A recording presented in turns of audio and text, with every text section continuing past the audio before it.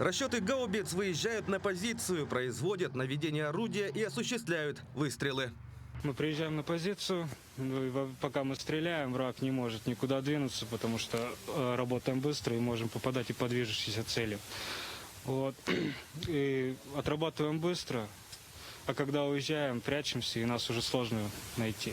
Кроме того, боец с позывным «Студент» отметил скорость и автономность работы гаубицы и добавил, что расчеты работают по всем целям, которые обнаруживает разведка.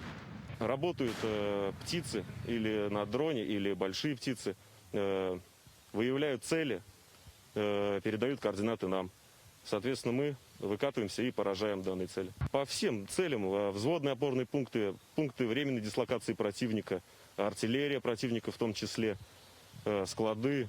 Все, выявленная техника, все, что найдет разведка, потому и работаем. В Министерстве обороны заявили, что артиллеристы с помощью самоходных гаубиц МСТА-С уничтожили позиции ВСУ в Харьковской области. В ведомстве добавили, что целеуказание и корректировка огня ведется с помощью беспилотных летательных аппаратов.